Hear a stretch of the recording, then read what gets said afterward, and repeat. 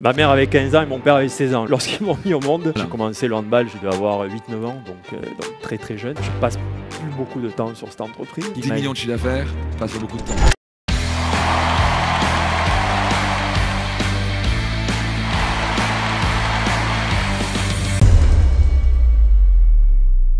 Je vous prie de vous lever et donner un tonnerre d'applaudissements pour mon cher ami David Tebib, s'il vous plaît.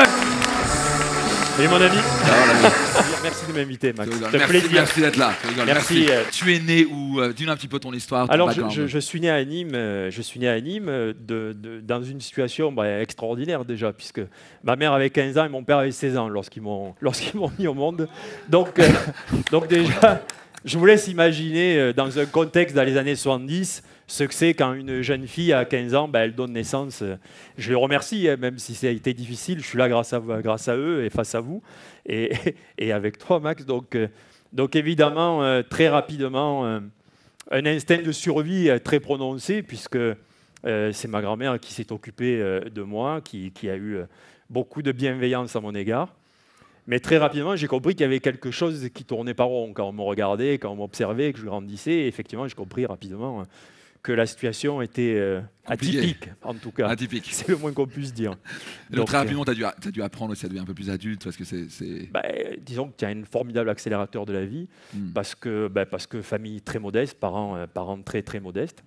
Et donc, très rapidement, la compréhension de certaines choses et surtout l'identification, je crois, surtout de certaines envies très fortes que j'avais. Quoi, par exemple? D'indépendance, une forte indépendance, une envie de faire... déjà, ce qui m'animait très jeune, c'était la passion. Donc la passion et le partage et une aventure collective. Très rapidement, je me suis tourné vers le handball parce que le handball me proposait, c'est un sport qu'on pratique toutes et tous à l'école, très jeune, hein, quand on dit que c'est un sport bien évidemment de cours de récréation. Mais ce qui me plaisait, c'était le partage, c'était de construire une aventure humaine en collectif. Tu vois. Et tu as joué à partir de quel âge au handball? J'ai commencé le handball, je devais avoir 8-9 ans, donc très jeune. Et donc ça m'a beaucoup plu. En parallèle de ça, quand tu es dans un monde un petit peu difficile, quand tu es jeune, tu te réfugies, tu vas chercher des bulles, tu vas chercher de l'oxygène ailleurs. Je fais la même chose dans le basketball. Voilà, et c'était le handball et c'était le cinéma. Le cinéma, j'étais passionné de cinéma parce que certainement que c'était la rêverie, c'était l'imagination, ça me permettait de m'évader et de trouver un univers qui me permettait certainement de mieux vivre. Est-ce que tu peux considérer que ton enfance a été difficile? Mon enfance a été très difficile, même si elle a été bien évidemment avec beaucoup d'amour qui a été donné par ma grand-mère. Mais elle a été difficile. Elle a été difficile parce que, voilà, situation, comme je te l'ai dit, déjà très curieuse. Parce que quand il y a une réunion, parents-professeurs, ta mère, elle n'y va pas, c'est ta grand-mère qui y va. Parce que voilà, oui, c'était une enfance qui était pas facile. Financièrement, c'était comment? Financièrement, il y avait le minimum du minimum. Mais ça, je dirais que c'était secondaire. L'important, c'était, il y avait de quoi manger, il y avait de quoi vivre. Tout allait très bien, de quoi dormir. Donc ça, c'était suffisant. Mais effectivement, on était au mini du mini. Donc des passions, cinéma, le handball. Et donc, par rapport à cette enfance ou à l'adolescence que tu as passée, quels ont été les moments pour toi le plus difficiles que tu as dû surmonter? Le moment le plus difficile, ça a été quotidien, je serais tenté de te dire. C'était constant. Parce que ça a été constant jusqu'à ce que j'identifie très clairement l'envie d'entreprendre. Tu vois. Je me suis rendu compte très rapidement quand j'étais jeune, je me rappelais d'une anecdote, tu vois, qui était significative quant à l'entrepreneuriat, de faire les choses. Chaque fois qu'en fait tu fais les choses avec passion, tu te rends compte que tu les réussis. Chaque fois que tu les fais à l'envers avec de mauvais intérêts, tu te rends compte que tu les rates.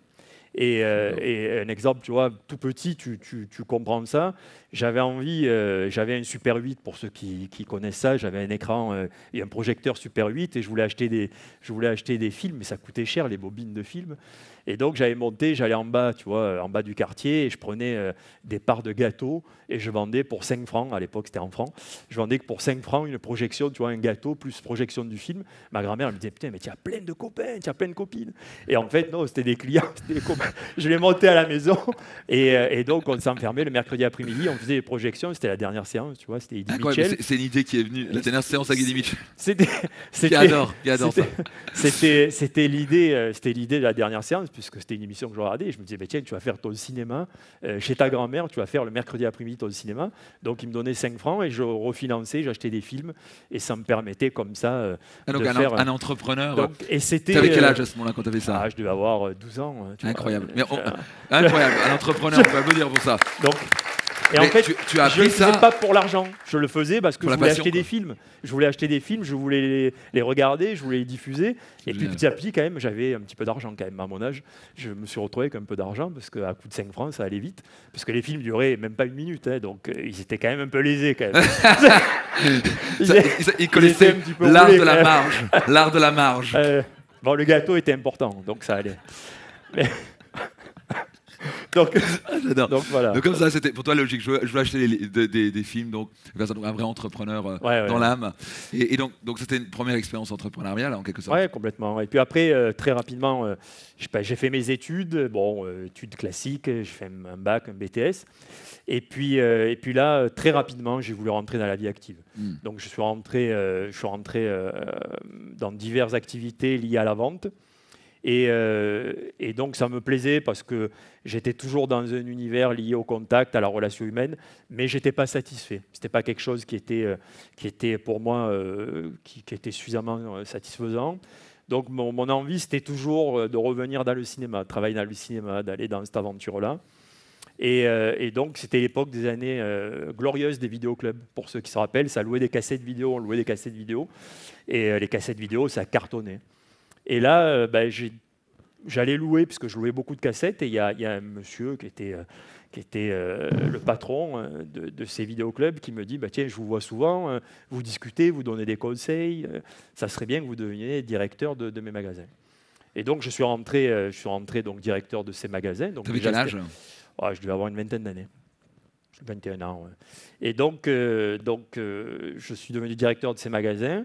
Et puis, il a été très malin, parce qu'il s'est servi, entre guillemets, de mon énergie, de ma compétence, pour après développer ses magasins. Une fois que c'était fait, il a mis dans les magasins, il a mis sa fille, son neveu, le cousin. Enfin bon, petit à petit, évidemment, il a récupéré un petit peu le circuit. Ça m'a déplu, donc j'ai démissionné. Et je suis allé dans une aventure tout autre, qui est un concurrent qui venait de s'ouvrir, un très gros concept, un magasin, un vidéoclub, je ne sais pas si ça va parler à certaines et à certains, un vidéoclub qui faisait 600 mètres carrés, donc une grosse unité avec des milliers de cassettes. Et très rapidement, de directeurs de ce magasin m'ont proposé de s'associer avec eux, parce que j'avais eu une idée qui à l'époque n'existait pas trop dans ce monde-là. C'était une idée de dire que vous payez un forfait et vous avez un abonnement illimité pour louer le nombre de cassettes que vous voulez. Le principe, c'était vous prenez une cassette vidéo, vous l'avez vue, vous la ramenez, vous en prenez une autre. C'est toi qui as inventé ce truc-là. Voilà, vous êtes prélevé. On est tous tombés dans ce truc-là. Qui a fait ça? Voilà. Et c'est un truc, voilà, j'avais eu cette idée il y a très très longtemps. Tu as innové réellement. Voilà, j'ai vraiment apporté un plus. C'est ce côté de récurrence, d'abonnement qui voit ça. Comme là, tu dis ça, l'innovation liée à l'abonnement. On peut applaudir pour ça, c'est brillant. Et donc, je me suis associé avec eux, et de là, l'aventure a démarré. On a créé beaucoup de vidéoclubs, beaucoup de distributeurs de cassettes vidéo, puisqu'à l'époque, il y avait aussi les distributeurs de cassettes vidéo. Et c'est rigolo, tout à l'heure, quand tu disais le pouvoir un petit peu de la prescription, le pouvoir de faire des ambassadeurs. Je disais à mes vendeurs, parce qu'on avait beaucoup de vendeurs, on louait, pour vous donner une idée, le week-end, on sortait 2 à 3 000 cassettes par jour. Donc, c'était vraiment très, très important. Et je disais aux vendeurs, faites attention, parce que vous avez le pouvoir de gâcher la vie ou de rendre la vie belle aux clients. C'est-à-dire de partir avec une cassette en disant ils vont s'emmerder pendant 1h30, excusez-moi du terme, ou au contraire, ils vont vous dire c'était génial, on s'est régalé. Non seulement on va les fidéliser, non seulement ils vont être contents de venir, de continuer, et ils vont dire à tout leur entourage, allez là-bas, le loueur il est super sympa, il te conseille bien, et ainsi de suite. Vous voyez comme il est tombé amoureux du client, acheter la valeur du client. Donc, c'était pas juste louer des cassettes, c'était en plus donner du conseil. Complètement. C'était aller au-delà de ça. Ouais, donc, c'était un business de service plutôt qu'un service. Vous voyez, le produit, c'était de 25%, mais toute la clé était... Voilà. On peut applaudir pour ça, droit dans le mille. Excellent. Donc, Donc je vous raconte un petit peu le fil, hein, bien évidemment. Génial. Et donc à l'intérieur de cette aventure, donc j'avais développé un réseau, puisqu'à l'époque le vidéoclub c'était vraiment le lieu de rendez-vous de toutes les classes sociales. Enfin, je veux dire, tout le monde venait, ça allait de la personne qui avait pas de job à la personne qui était chef d'entreprise, en passant par le fonctionnaire, le salarié. Enfin, le vidéoclub, c'était le lieu de rendez-vous. Il n'y avait pas beaucoup de chaînes de télé, donc c'était un plaisir que de venir louer une cassette vidéo. Enfin, je pense que ceux qui ont fait ça, ça leur éveille des choses, parce que bien évidemment, c'était des sensations agréables. Quel film on Et donc, j'avais créé un gros réseau à l'intérieur de ces affaires-là. Et j'avais un ami qui était chef d'entreprise d'une grosse société et qui me disait les difficultés qu'il avait à l'intérieur de sa société pour utiliser un produit qui était un produit très sensible pour lui, puisque c'était une société donc, qui s'appelle Clear Channel. Clear Channel, c'est le concurrent à JCDecaux, pour ceux qui connaissent. C'est les panneaux déroulants. Lorsque vous voyez des panneaux de publicité, quand tout à l'heure, Max, vous parlait de millions d'euros, c'est vrai qu'une campagne de publicité, pour une société, ça coûte des millions d'euros. Quand on prend tous les panneaux, les réseaux, les milliers de faces, comme on dit en France, ça coûte énormément d'argent. Et donc, j'avais cet ami qui était PDG donc, de la société, et il me racontait ses problèmes. Et puis là, évidemment, il me dit, tiens, on a un problème avec un produit qui sert à relier les affiches publicitaires entre elles. Quand vous les voyez tourner, imaginez que pour les faire tenir entre elles, il faut un système qui les relie entre elles. Et ce système, c'est un peu le système d'emballage. Quand vous avez un emballage de gruyère ou d'autres produits, ce zip que vous fermez, ça ressemble un petit peu à ça, mais c'est plus technique parce que dans le panneau, il y a des contraintes d'arrachement puisque le panneau tourne sans cesse, des contraintes de chaleur, il y a beaucoup de contraintes techniques liées à ce procédé. Et donc, il me racontait qu'il avait énormément de problèmes puisque un seul fournisseur au monde existait à ce moment-là et leur fournissait ce produit à JCDecaux et à Clear Channel. Puisqu'en fait, il y a 3 sociétés dans le monde qui font des panneaux d'affichage. Extérieur Média, qui était anciennement CBS Outdoor, Clear Channel et JCDecaux. Et là, je me dis, tiens, avec mon associé, on va essayer de faire ce produit.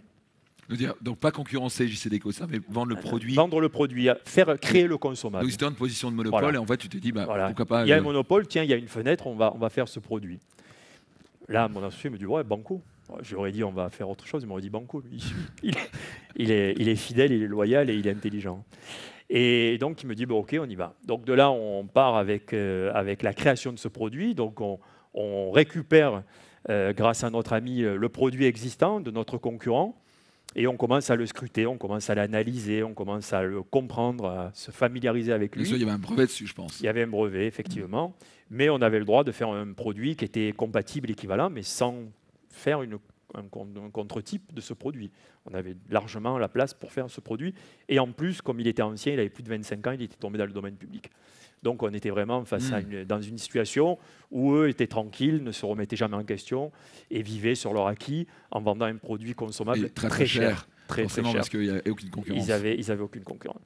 Et là, donc, on met nos économies, on met beaucoup d'argent, la banque nous suit, et on part dans l'idée de faire ce produit. Quand tu parles beaucoup d'argent, on parle de combien d'investissements au total? On a dû mettre plus de 600 000 euros. Oui. Voilà, plus le concours bancaire, on est arrivé à un peu plus d'1 million d'euros, 1 million 2 d'euros d'investissement sur 3 ans, parce qu'il a fallu 3 ans pour créer le produit. Et puis, mais ça n'a pas été si facile en 3 ans, pas vrai? Non, c'est long. 3 ans, imagine. 3 ans, ça a été compliqué, puisque en fait, quand on parlait tout à l'heure d'investir et de dire qu'on va travailler à zéro, là, tous les produits qu'on utilisait en test, on les donnait gratuitement à Clear Channel. C'est-à-dire qu'on achetait, on créait, on fabriquait des produits et on les donnait gratuitement pour qu'eux les testent et en espérant qu'un beau jour, ça fonctionne. Et ça ne marchait pas, en fait. Et ça ne marchait pas pendant 3 ans, ça ne marchait pas, bien évidemment. Donc, tu peux peut-être te dire, à un moment, ça a failli, tu n'avais plus de cash à un moment. À un moment donné, plus rien, on était un petit peu à l'asphyxie. Et puis surtout, on a notre banquière qui était une très bonne copine jusqu'au moment où elle nous a annoncé ça. Bien évidemment, elle me dit, David, il faut que je te voie. Tu prends un article 60, puisqu'on était à découvert sur le compte de entre 4 et 500 000 euros. Avec bien évidemment des autorisations couvertes par la banque, puisqu'on avait des lettres d'engagement des sociétés avec lesquelles on collaborait, Clear Channel, qui s'engageaient, si le produit était mature, à nous acheter des volumes dès la première année. Et pourquoi ils s'engageaient? Est-ce que le prix était plus bas? Parce que bien évidemment, ça leur donnait la possibilité de ne plus être tenu et d'être mono-fournisseur. Donc déjà, c'était le premier point, de dire enfin, on n'est pas tenu et on a le choix. Et le deuxième, bien évidemment, c'est qu'on a fait le grand classique. On a dit le produit, nous, on va le tomber de 30%. Donc nous, on a pris le parti de dire on va faire très peu de marge, mais énormément de volume et de façon récurrente. Donc plus bas prix, maximum de volume. Ouais. Voilà. Donc là, elle nous a convoqués, elle nous a dit, bon, voilà, vous avez un article 60 pour ceux qui manipulent un petit peu la banque. Donc vous avez 60 jours pour nous rendre les plus de 400 000 € de découvert, parce que désolé, mais l'aventure pour nous s'arrête là. Donc je vous laisse imaginer à ce moment-là un petit peu la situation. On rentre chez soi. Très bas. Voilà, on rentre. Relax, tu apprends à méditer. Ah oui, on était zen, là, on a fait de la visualisation positive, ce que tu veux, mais malheureusement, quand même, là, c'était quand même un petit peu noir, quand même, ce qu'on voyait. Et donc là, instinct de survie, parce qu'on n'est pas loin du but, quand même. Ça faisait 2 ans et demi qu'on n'était pas loin du but. Et un ami, encore une fois, dans mon réseau, me dit « Mais attends, je vais te présenter quelqu'un au Crédit Agricole qui est quelqu'un qui est largement capable de répondre à tes besoins. » Vous avez entendu le réseau? C'est une énorme force de David. C'est connecter, créer des relations, des amis, des machins. Et ça, le réseau, à la fin, tout est la clé là-dedans. Et complètement, et avec sincérité, parce que ce réseau-là, c'est très facile. Tout le monde peut prétendre avoir sur son téléphone 2000 contacts, 3000 contacts, il n'y a pas de problème. Mais combien réellement ont envie d'être avec vous? Combien ont envie de vous témoigner votre amitié? Combien, voilà. C'est ça la réalité d'un réseau. C'est pas un réseau pour dire allô, salut, ça va, tiens, donne-moi ça. Non, c'est autre chose. C'est une vraie relation humaine, c'est autre chose. Et bien évidemment, on a été reçu par le Crédit Agricole et le Crédit Agricole nous dit bon, non, c'est bon, demain on lui fait son virement, elle a ses sous, demain ta banquière, t'inquiète pas, pas de problème, c'est dans ma délégation, pas besoin, nous on y croit, on va continuer cette aventure. Wow. Donc là, d'un coup, il faisait un peu plus ciel bleu. Donc c'était un peu plus ciel bleu. Je suis rentré, je dis à ma femme, c'est bon, on devrait s'en sortir. On ne vend pas tout maintenant, c'est bon. On va tenir le choc. Donc effectivement, ça, c'était au mois de novembre. Un mois après, il n'y a pas de hasard dans la vie, un mois après, le produit était mature. Il était validé sur la plateforme de Clear Channel.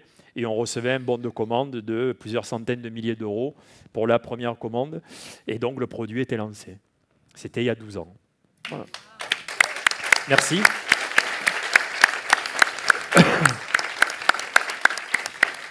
Wow. Il y a tellement de choses à retenir, donc de jamais lâcher quand on est convaincu et qu'on a à la foi en ce qu'on fait, bien évidemment. Et donc, ça a été une formidable aventure. Vous vous doutez bien que je suis allé voir la dame de la Banque Populaire pour lui dire le bon de commande, le voici, il est là. Il n'est pas chez vous. Mais il n'est pas chez vous, et dommage. Mais c'était plus, honnêtement, par tristesse de ne pas être allé au bout avec eux. Ils avaient tenu 2 ans et demi, et pour quelques mois, ça avait capoté. Donc c'était plus ça, mais comme elle m'a dit, au-dessus, j'ai les présidents et ma délégation, c'est comme ça, elle ne pouvait pas faire plus. Voilà. Voilà, donc ça c'était pour cette belle aventure. Voilà. Ça c'est extraordinaire, on va le applaudir, c'est une magnifique histoire.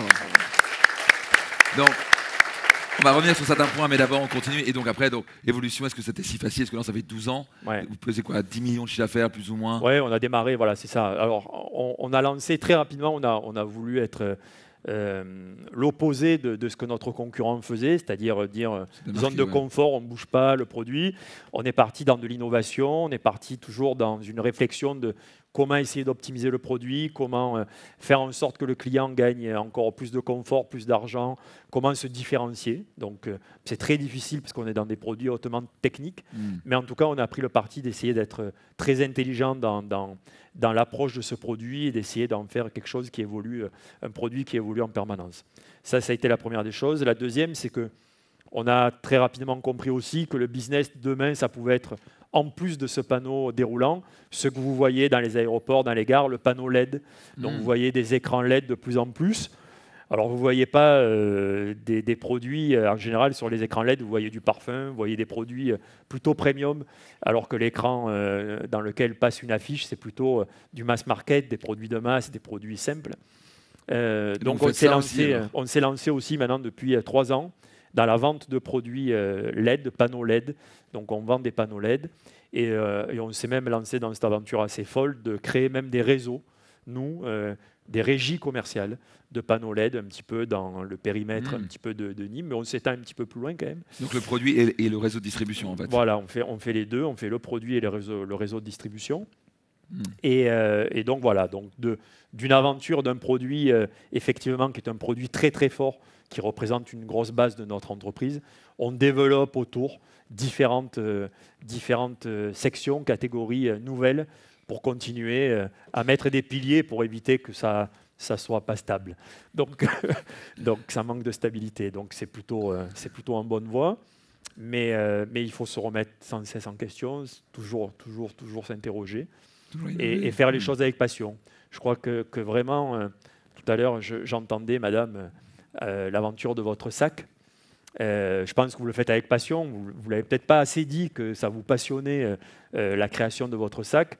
Et aussi afficher ce que vous faites, la particularité de votre sac.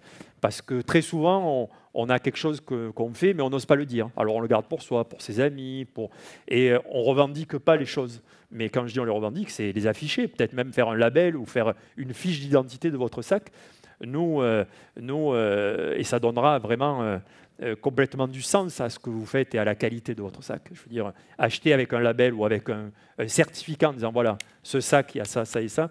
Nous, je sais qu'on est obligé, mais on l'a fait aussi par volonté, par en tout cas stratégie.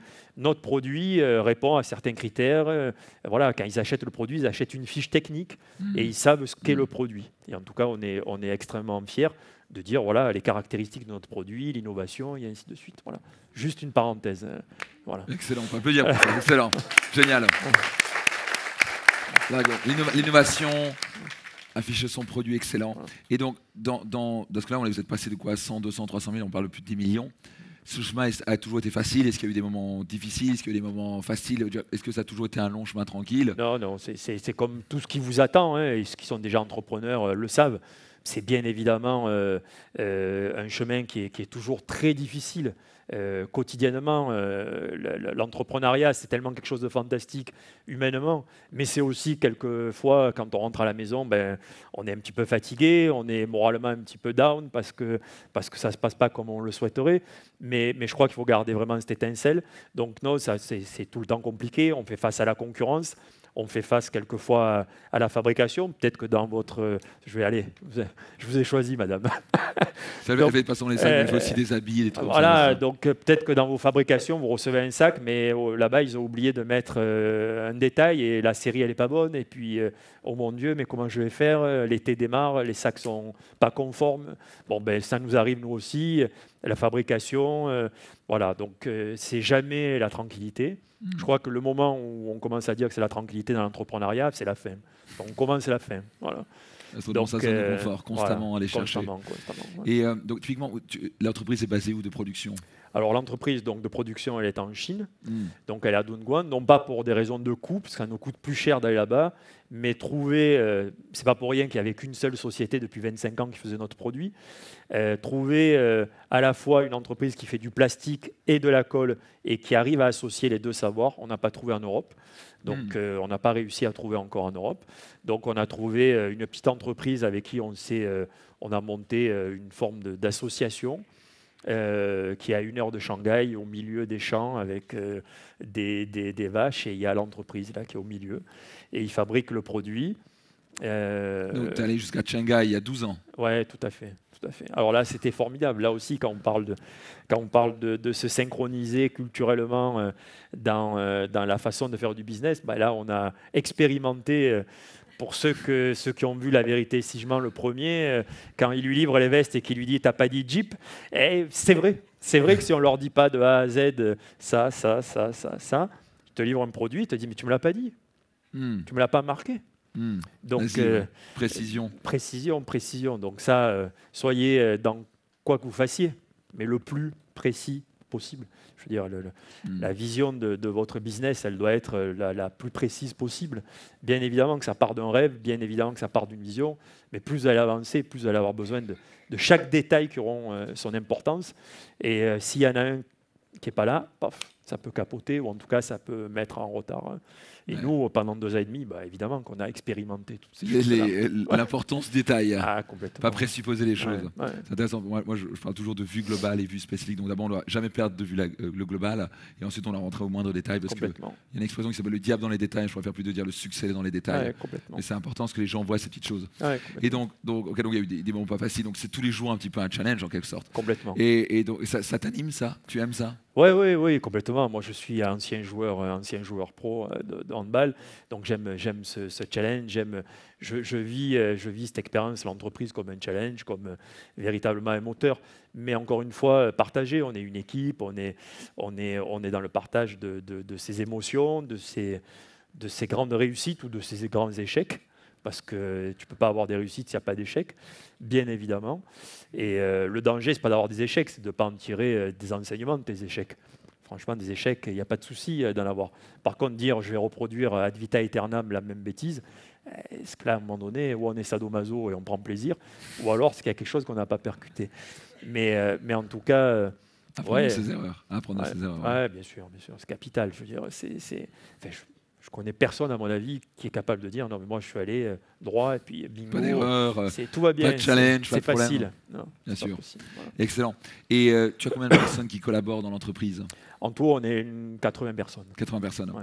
Et est-ce que tu as un directeur en place? Tu as un DG? Oui, j'ai un directeur. J'ai bien évidemment surtout de la ressource pour le contrôle qualité produit, pour vérifier, pour essayer d'être le plus constant produit, le plus possible, allez, on va dire, marge d'erreur la plus fine, parce que on parle de millions de mètres qui sont vendus, sont des mètres, sont des bobines avec des mètres de produits vendus.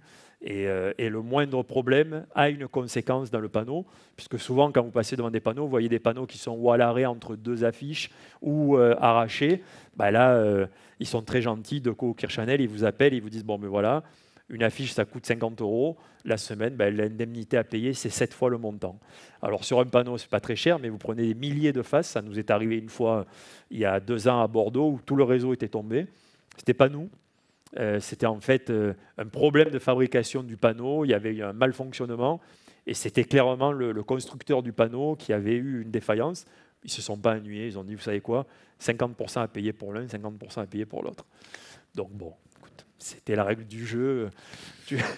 Ça fait mal, ça. Voilà. Mais en même temps, voilà, c'était la règle du jeu. On prend les choses. Il faut assumer. Voilà. Et ce qui nous tue pas nous renforce, comme on dit, nous rend plus Exactement.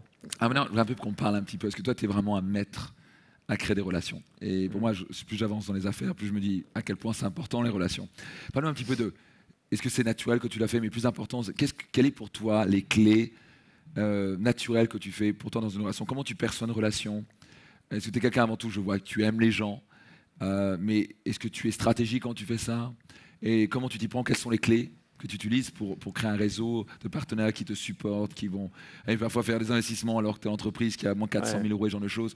Quelles sont les clés pour toi? Tu es très connecté, tu as un maître en la matière. La première des choses, c'est d'être authentique, d'être soi-même. Je crois que tu ne peux pas tricher. Je crois que l'être humain a réellement la capacité d'avoir des voyants rouges, verts qui s'alignent lorsqu'il est en face d'une personne qui le ressent. On est dans l'ordre du ressenti, mais très souvent, parce que la relation humaine, on n'est pas dans un mode digital au départ. Tu as envie d'être avec quelqu'un avec qui tu te sens bien. Et cette personne a envie aussi d'être bien avec toi. Enfin, je veux dire, ça part de quelque chose de très simple. Je crois que la première, donc, le premier est d'être authentique. Je crois que ça, c'est... Là, vous prenez des notes. Être authentique, parce qu'à partir du moment où tu es dans le calcul, je suis sûr et certain que déjà, tu n'es pas optimum, parce que ta stratégie est mauvaise, parce que ça se ressent, parce que ça se voit, ça s'entend, et qu'à un moment donné, tu ne peux pas. Je veux dire, tu ne peux pas. Ça, c'est la première des choses. La deuxième, c'est très sincèrement d'être désintéressé. Plus tu es intéressé quand tu vas essayer de nouer une relation, je crois que moins tu as de chances d'avoir quelque chose qui puisse t'arriver. Plus tu es détaché, plus tu es dans le don, plus tu es dans véritablement partager le moment, plus tu vas créer une relation, puisqu'on est là, on arrive à ce moment-là à parler de relation. La confiance. Tu vas créer une relation de confiance et naturellement, on va avoir envie de te donner, tu vas avoir envie de donner, d'échanger et ainsi de suite. Donc je crois que véritablement, ça revient sous-chapitre à l'authenticité, mais voilà. Donc, après, c'est aussi dans ta catégorie. Moi, j'aime bien aller avec des rencontres de personnes de tout horizon, que ça soit une personne qui n'est pas dans mon univers, dans l'entrepreneuriat, mais je pense qu'on apprend de tout le monde. Très sincèrement, on apprend de tout le monde. Est-ce qu'on va applaudir pour ça? Ouais. On peut pas apprendre tout le monde, je suis tellement d'accord. On apprend de tout le monde, tu vois. Je vais te raconter tu vois, un truc mais complètement fou la semaine dernière. En fait, à Nîmes, il y a 2 ans, il y avait un club féminin élite de première division qui a coulé, malheureusement, qui s'appelait l'HBCN, a coulé parce que son président a fait un trou de 600 000 € dans la caisse. Donc, ça fait quand même un petit peu d'argent. Et on avait donc le lieu où on jouait les matchs, le Parnasse. Il y avait toute une équipe qui nettoie après les matchs, toute une équipe qui est gérée par la municipalité, mais qui est en charge donc de la salle où se jouent les matchs. Et j'ai l'habitude de parler avec une dame qui est la responsable, qui nettoie les fauteuils, tu vois. Et elle est adorable, cette personne. Tu vois. Et donc, j'étais étonné parce que les vestiaires à cette époque-là, les vestiaires des garçons, et excusez-moi mesdames, mais les vestiaires des garçons étaient super bien nettoyés. C'est pas parce qu'ils étaient plus jolis ou moins jolis que l'équipe féminine, vous allez comprendre ce qui se passait. C'est assez curieux. Le président de ce club-là n'était pas du tout sympathique avec ce personnel. Les filles étaient, pourquoi je ne sais pas, mais certaines d'entre elles dans cette équipe étaient plutôt hautaines avec ce personnel-là, alors que les garçons étaient salut, dans le partage. Et moi, j'étais extrêmement humain, et parce qu'elle était sympa, tout simplement, elle était cool. Donc. Et ben, cette personne, qu'est-ce qu'elle faisait? Elle faisait 10 fois plus pour nous que pour eux. Voilà. Donc, c'est quelque chose qui n'était pas du tout calculé. On pouvait lui demander la lune, on pouvait lui demander n'importe quoi. Elle et ses équipes, elle disait non mais les autres, ils nous prennent vraiment, ils nous regardent de haut, parce qu'on est les dames qui nettoient les fauteuils, ils nous prennent un petit peu de haut. Ben, vous êtes sympa, les joueurs sont sympas, tu les as rencontrés. Super. Ben, voilà, ils étaient respectueux, sans qu'on lui demande rien. Mais c'était incroyable. C'était incroyable. Donc voilà. Donc, tu as les vestiaires nickel, les vestiaires des autres, c'est une catastrophe. À mon avis, laisse tomber, quoi. Je ne voulais pas aller dans le vestiaire des filles. Donc, je ne me serais pas permis, mais en plus, là, c'était... Donc, voilà. Donc, c'était une approche, mais tout ça pour dire que j'adore partager avec n'importe qui et tout va bien. Et aussi m'inspirer de personnes qui sont des mentors un petit peu, et j'en ai eu, qui sont des personnes qui t'inspirent, qui t'amènent un regard différent. Et c'est vrai que souvent on dit cette expression, monter sur leurs épaules. Ben allez-y, profitez-en. Si vous en avez autour de vous, allez-y. Max, le premier, monter sur ses épaules, il est solide. Donc allez-y, parce que on apprend 10 fois plus vite avec ces relations-là. On apprend 10 fois plus vite. Voilà. Voilà. Qu'est-ce que tu as appris par exemple par un de tes mentors, un truc qui t'a vraiment marqué? Alors, tout à l'heure, tu parlais de la simplicité. Toutes ces personnes-là que je côtoie pour certains encore, quand tu parles de la simplicité, elles sont toutes relaxes. Voilà. Elles sont toutes relaxes dans quelque occasion que ce soit. Donc ça, c'est quelque chose, effectivement, tu le retrouves, point commun, tu n'as pas cette espèce de forme de stricte attitude. Voilà, c'est à la cool. Donc ça, c'est quelque chose qui est super agréable. Le deuxième point, c'est que tu as l'impression que véritablement, dès qu'ils entreprennent quelque chose, et moi, c'est quelque chose que naturellement je fais, c'est il n'y a pas d'autre issue que de réussir. C'est-à-dire que tu ne te poses pas la question de dire on va y arriver, on ne va pas y arriver. On le fait, on est focus et on y va. Et on le fait, voilà. C'est tout, et on réussit. On ne verra pas le résultat, peu importe, on le verra après. Mais en tout cas, tout ce qu'on va faire, tout ce qui est sous notre contrôle, ça, on va y aller à fond. On va y aller à fond. On verra le résultat. Le gars me répétait la phrase que tu as dit, souligner tout ce qui est dans notre contrôle. On ne s'organise pas sur ce qu'on ne contrôle pas. Et on va le faire, point. Il n'y a même pas de possibilité d'échec, c'est juste on va y arriver, point. On le fait, tu vois, on y va. Et ça, c'est quelque chose que j'avais d'identifié, mais quand tu le constates, quand tu l'observes et quand on te le transmet, hop, ça résonne chez toi et tu te dis, ouais, effectivement, tu l'avais en toi, mais maintenant très clairement. Donc, vraiment de ne pas s'occuper de ce qui va arriver après. C'est maintenant, et on y va, et on y va, et on y va, et on y va. Et il n'y a pas d'autre alternative, quoi. À un moment donné, ils ont réussi parce qu'ils ignoraient que c'était impossible, tu vois. Et voilà, ben, on ne sait pas ce qui va se passer, mais on y va. Voilà. Excellent. Voilà. Et donc, maintenant, quand tu parles de... Donc, tu as 80 salariés, tu as un président ou un directeur, bref. Toi, tu passes combien de temps par semaine, par mois, la sincérité, sur cette entreprise? Alors, ça s'appelle comment, passage FTP Labo. FTP Labo, c'est ça. Et donc, combien de temps tu passes? Sois sincère.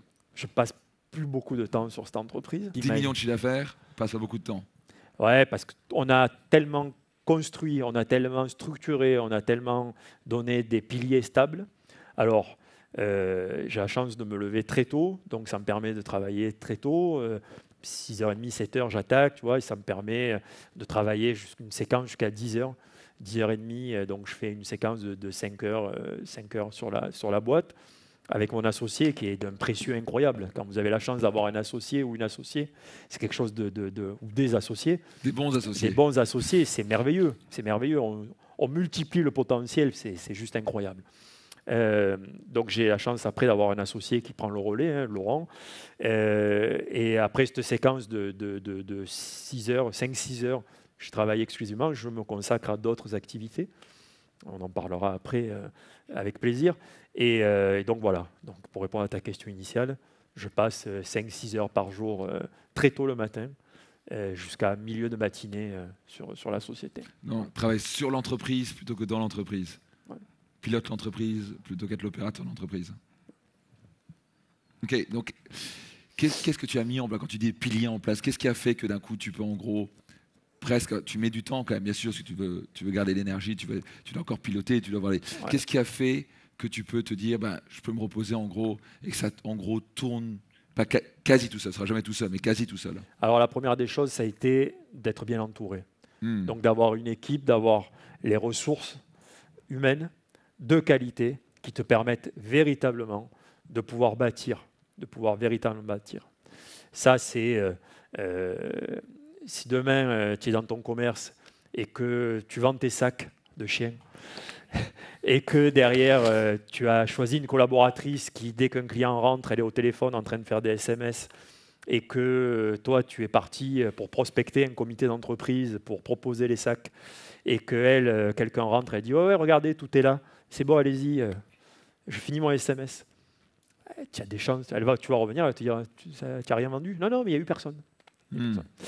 Donc le choix, la qualité, de l'équipe, de ton équipe, elle est primordiale, fondamentale, numéro 1, faites ce que vous voulez, mais en tout cas, elle est capitale, essentielle. Number one, ok. Ouais. Ensuite, c'est à l'intérieur de cette mécanique-là, quel process vous mettez, allez, on va dire carnet de bord, quelle est votre checklist pour piloter à travers les équipes que vous avez, à travers un process que vous avez mis en place, que vous avez créé, des voyants et de check, ce que je fais tous les matins, lié à votre entreprise, hein, bien évidemment. Mais en tout cas, un système de carnet de bord qui vous permet très clairement d'identifier à la fois pour vos collaborateurs, donc la règle du jeu est connue par tout le monde, et à la fois par vous, bien évidemment. Et vous avez construit ça ensemble, ce qui vous permet d'avoir créé des habitudes, des routines qui vous permettent de piloter votre entreprise ou votre business sans être acteur en permanence, accaparé, et ainsi de suite. Donc, et ça vous donne du recul. Moi, j'appelle ça un tableau de bord, ICP, KPI, tu connais tout ce truc-là. Donc, ça permet d'avoir des retours, de savoir, OK, j'ai un tableau de bord, et je peux savoir où c'est, et s'il y a un indicateur qui commence à ne pas être bon dans le rouge, immédiatement action. Ouais, en fait, c'est un système de contrôle qui permet de voir que tout se passe bien, et tu vas me chercher à optimiser les points, c'est ça? Complètement. Incroyable. Et après, un troisième point que j'aime bien, c'est avoir une liste de projets où on se met du court terme, moyen terme, long terme. Et à l'intérieur de ça, on a fixé des temps de passage, une temporalité de ces dossiers. Le nouveau sac pour la saison 2019. Et donc là, on travaille dessus quotidiennement en respectant un cahier de temps. J'aime bien. Le temps, c'est ou notre ami ou notre ennemi, mais essayons d'en faire un ami plutôt qu'un ennemi. Et donc, on travaille sur ces projets qu'on a identifiés. J'ai plutôt le principe de ne pas en prendre beaucoup, parce que je pense que plus on en a, plus on part dans tous les sens. Mais en tout cas, d'identifier quelques projets, de dire c'est complètement juste, bien évidemment, ce que Max a dit tout à l'heure, de dire on en prend 2 ou 3 et dans l'année, par contre, on s'engage à les faire. Peu importe, moi, en tout cas, au niveau du temps, mais en tout cas, de dire voilà, cette temporalité, on va la respecter. Et effectivement, on va respecter ça. Voilà. Et qu'est-ce qui se passe quand quelqu'un... On n'est pas en train de tenir son standard ou qui parle à qui? Est-ce qu'il y a une discussion un peu ferme? Oui, alors, il se passe 2 choses. Ou cette personne peut avoir un problème dans sa vie, ça arrive, personne, et ça arrive, situation personnelle qui fait que...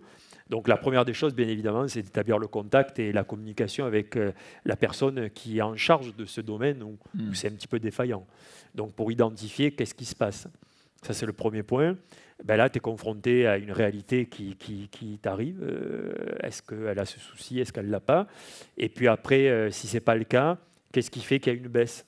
Est-ce que tes exigences, est-ce que ton process, est-ce que ce que tu demandes est tenable suffisamment sur la durée? Puisqu'il faut d'abord commencer par soi, hein, avant de dire pointer du doigt. Tu vas commencer déjà par toi, savoir ce que tu as souhaité mettre en place. Est-ce que c'est tenable? Est-ce que c'est clair? Est-ce que c'est réalisable? Est-ce que cette personne a les compétences? C'est OK.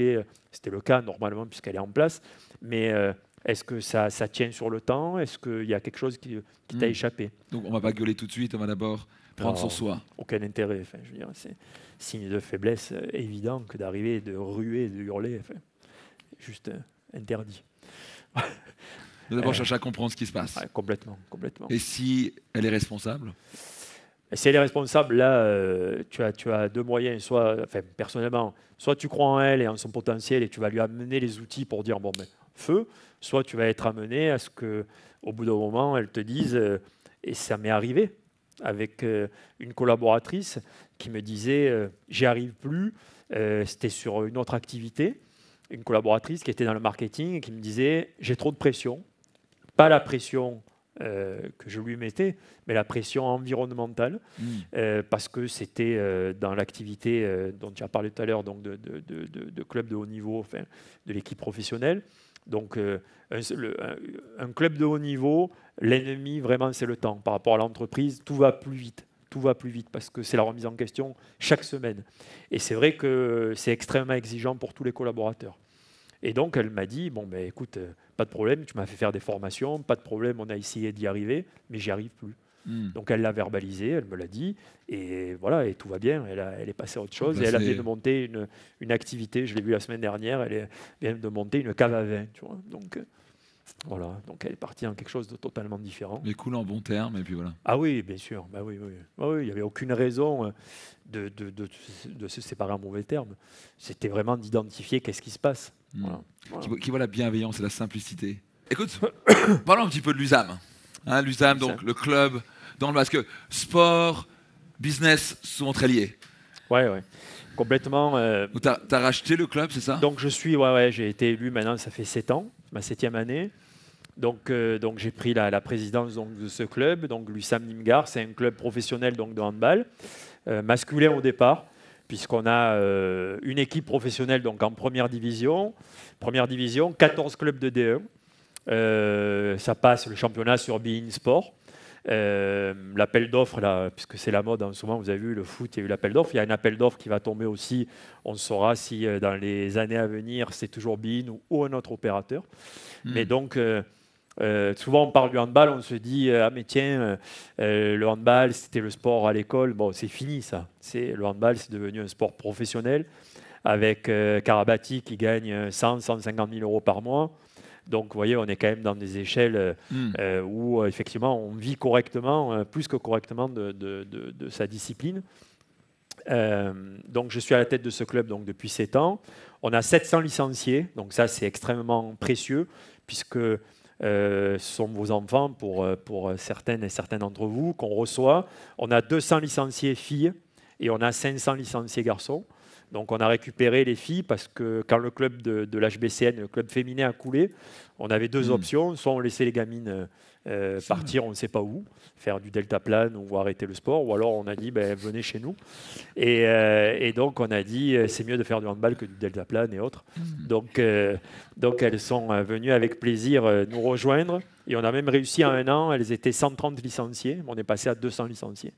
Donc on ne peut pas plus parce qu'on n'a pas assez de salles, on n'a pas assez de créneaux.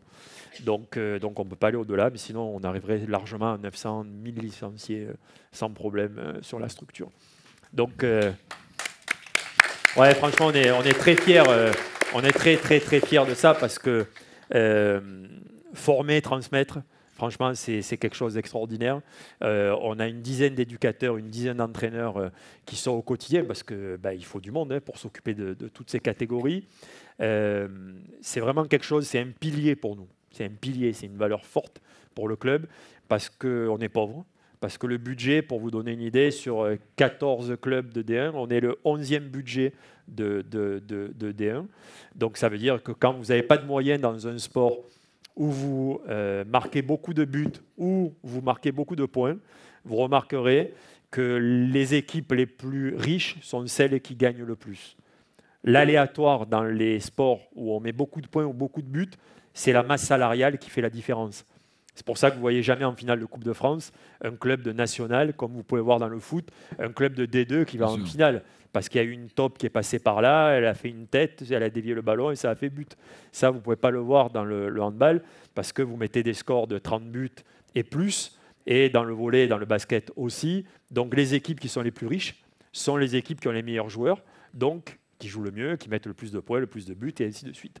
Bon, nous, en étant 11e budget, on est allé en finale de Coupe de France face au Paris Saint-Germain cette année. Donc on a joué à Bercy Arena, merci. On a perdu, mais on est allé en finale. On aurait aimé gagner cette Coupe de France, mais en tout cas, on est allé en finale. Incroyable. Ça a été une épopée incroyable. Et ça faisait plus de 10 ans qu'il n'y avait pas eu un club de milieu de tableau qui était là en finale de Coupe de France. En général, c'était toujours les 3-4 premiers, puisqu'on retrouve les plus puissants et les plus riches qui vont en finale. Là, c'était le Paris Saint-Germain. Pour vous donner une idée, le budget du Paris Saint-Germain en handball, c'est 19 millions d'euros. Et nous, on est à 3 millions 2. Donc, c'était quand nous, on a fait 6 ans, ils ont fait 1 an. Donc, c'est incroyable, on peut applaudir pour ça, c'est hallucinant. Incroyable. Et donc, je sais que tu influences tout ça, mais attendez, comment c'est possible? Qu'est-ce qui a fait que d'un coup, un club avec aussi peu de budget peut arriver à se retrouver en Coupe de France contre le PSG? On revient au concept de l'entreprise, c'est-à-dire que tu n'as pas le droit à l'erreur. C'est-à-dire dans ton recrutement, et là on parle vraiment pour la cellule professionnelle, dans ton recrutement, tu es obligé d'être le plus pertinent possible, d'être le plus qualitatif possible, d'être le plus malin possible. Parce que, bien évidemment, quand tu n'as pas de budget, tu dois avoir des joueurs qui répondent à des critères sportifs les plus élevés possibles quand tu as de l'ambition. Et on a de l'ambition. Donc, on essaie d'avoir des joueurs à fort potentiel. Là, par exemple, pour la saison prochaine, on a réussi à recruter 3 jeunes joueurs à très, très gros potentiel, dont un qui a le potentiel équipe de France A. Donc, il y a déjà eu même des sélections en équipe de France A qui viennent du Paris Saint-Germain, qui a 21 ans. Et on essaye donc de leur expliquer qu'ils vont avoir du temps de jeu, qu'ils vont avoir la possibilité de construire une belle aventure humaine. Et là, je suis à un moment, si tu veux, du club où on a réussi, par le travail qui a été une stratégie mise en place depuis maintenant 6 ans, plus de 6 ans, on réussit à avoir des joueurs à fort potentiel. On va, allez, je touche du bois, c'est qu'il y en a ici. On va, je pense, la saison prochaine, avoir une belle saison sportivement. Je pense qu'on va, je l'espère, sinon je vais passer pour un imbécile après, vous vous rappellerez de ça, et vous allez dire, tiens, il a raconté ça, mais ils sont derniers. Je pense qu'on va vivre une belle saison, et maintenant, la difficulté, ça va être de dire, ces potentiels-là, ils ne partent pas ailleurs.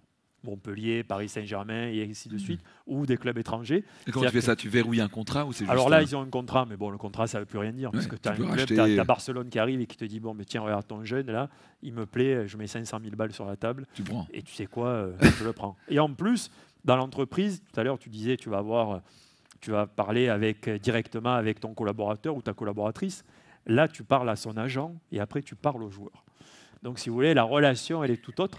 C'est-à-dire que vous avez un problème, alors vous allez parler avec le joueur. Alors en général, le joueur, il est très expressif, il va faire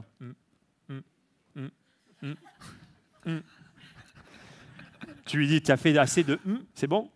Et là, tu vas le laisser partir. Et là, tu as son agent qui t'appelle et qui te dit, tiens, tu as parlé avec un tel, qu'est-ce qui se passe? Bon, et là, tu vas discuter et ainsi de suite. Donc tout ça pour dire qu'un club de haut niveau professionnel, que ce soit le basket, que ce soit le hand, que ce soit le foot, on a tous les mêmes problématiques. Moi, je suis représentant de mes collègues de la D1 et de la D2. Ils m'ont élu pour 4 ans pour porter leur voix. Et donc, je suis en plus d'être président donc, du club de l'USAM, je suis président des présidents de D1 et de D2, si vous voulez. Donc, ils m'ont mis... Non, merci.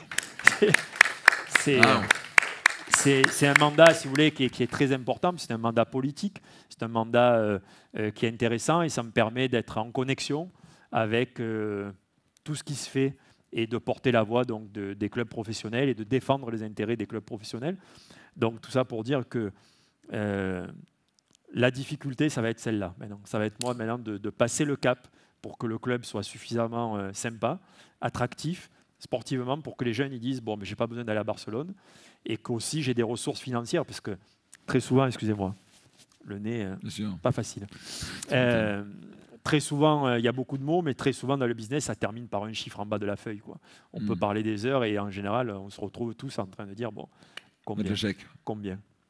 Ben là, c'est pareil avec les joueurs. Tu vas parler la qualité de vie, l'ambition, tu vas avoir du temps de jeu, ça va être génial, l'entraîneur, il est super. Ok, mais combien? À la fin, forcément. Ok, mais combien? Okay, donc tu vas trouver un win-win à part. C'est beaucoup de discussions. Donc ça. Alors après, j'ai un exemple. Donc il y a le club de Dunkerque, qui est un club qui est quand même un club connu en D1, qui est historique. Ben, j'ai réussi à avoir des joueurs qui sont venus chez nous, alors que Dunkerque leur faisait des propositions entre 1 000 et 2 000 euros de plus par mois. C'est quand même beaucoup sur un salaire, avoir 1 000 ou 2 000 euros de plus par mois. Mais les joueurs ont préféré venir à Nîmes parce qu'ils croyaient au projet, parce que voilà. Donc c'est beau aussi. Je suis plus. Non, pas que, franchement, pas que. Parce qu'on vous donne 2 000 euros, vous avez envie quand même de dire, ah ben, tiens, c'est pas grave, on mettra un thermostat un peu plus chaud dans la chambre. Donc, mais ils ont choisi autre chose.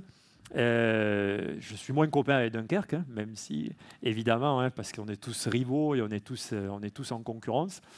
Mais voilà, donc tout ça pour dire que l'enjeu, il est important. C'est incroyable. Et typiquement, qu'est-ce que le fait de... Ça fait quoi, 7 ans maintenant 7 ans. Que tu es président du club et propriétaire du club aussi. Ouais. Et qu'est-ce que tu as appris? Qu'est-ce que ça t'a appris pour le business et ta vie? Alors, ça m'a appris... Alors, déjà, il y a 7 ans, on a révolutionné une chose qui est incroyable, qui était très systématique dans les clubs de haut niveau. C'est-à-dire, quand on arrivait en fin de contrat, les présidents avaient l'habitude de croire que de dire à leurs joueurs au dernier moment qu'ils allaient les garder ou pas, ça fonctionnait. En clair, tu as un joueur qui finit au mois de juin, il disait au mois d'avril, bon ben on se voit et je vais te garder ou pas te garder. Moi j'ai cassé cette habitude, j'ai dit je veux voir tous les joueurs à la mi-saison et on leur dira de suite ce que l'on garde, ce que l'on prolonge ou ce que l'on ne prolonge pas. Alors là tout le monde m'a dit mais tu es un fou. Tu es fou parce que, excusez-moi une nouvelle fois, bien sûr. Tu es fou parce que tu vas perdre la motivation, des joueurs. Faux. On ne perd pas la motivation des joueurs, on gagne leur respect parce qu'ils sont évidemment que sur le moment leur dire je te conserve pas pour telle et telle raison, c'est un choc. Mais tu gagnes leur respect parce qu'ils disent tu nous donnes plus de temps pour trouver un autre club et pour démarrer une autre aventure. Ça c'est le premier point. Le deuxième point, c'est que tu es en conformité aussi avec ce que tu es, au niveau de tes valeurs managériales, au niveau de tes valeurs tout simplement qui te font. Donc ça te permet de ne pas raser les murs et de ne pas être là à dire ah ben tiens, parce qu'il faut voir la gymnastique de certains présidents pour éviter, et pour gagner du temps jusqu'au dernier moment pour dire je ne te garderai pas. Donc là, ça te permet au moins d'être en accord avec toi-même. Troisième point, et c'est très important, ça mobilise toute la meute, parce que c'est une meute, un vestiaire. Ça mobilise toute la meute qui, elle, est sous contrat, pour certains, en leur disant, les garçons, vous avez intérêt d'encadrer lui, parce qu'on lui a dit qu'on ne le gardait pas, mais vous allez rester. Donc vous, les années à venir, vous avez intérêt à ce que le projet continue. Donc s'il commence à être mauvais, ou pas dans le bon comportement, ou pas jouer, c'est à vous de le recadrer. Donc vous faites des alliés avec ce que j'appelle la meute, en tout cas le vestiaire. Vous faites véritablement des alliés avec le vestiaire. Total des courses, et là c'est réel. Tu remarqueras maintenant, tu vas sur les sites, tu vas sur les journaux, tu recrutes maintenant de plus en plus tôt, et tout le monde maintenant voit les joueurs mi-saison. Tout le monde l'a acheté un fou il y a quelques temps. Maintenant, tout le monde voit tout le monde au mois de décembre, et tout le monde signifie fin de contrat ou prolongation au mois de décembre. C'est devenu le standard. Tu vois. Donc, comme quoi, tu peux arriver à changer les comportements et les attitudes à partir du moment où ça va dans le bon sens. Enfin, je veux dire, c'était pour moi le respect, tout simplement. Mais en plus, même mon manager général du club me dit non, il ne faut pas le faire. Surtout, ne le fais pas. On ne va pas y arriver. Je dis, ne t'inquiète pas, on va le faire. On le fait. Et on l'a fait dès la première année. Un grand merci. Est-ce qu'on peut se lever? Tonnerre d'applaudissements pour David, s'il vous plaît. Merci David. À présent, j'ai un cadeau pour vous. C'est un guide 100% gratuit qui s'appelle les 7 moyens pour booster votre chiffre d'affaires de 100 à 200%, et cela sans dépenser un centime. C'est très puissant ce que vous allez retrouver dedans. Si vous êtes vraiment prêt à exploser vos compteurs, soyez certain de cliquer dès maintenant et aller télécharger ce guide 100% gratuit.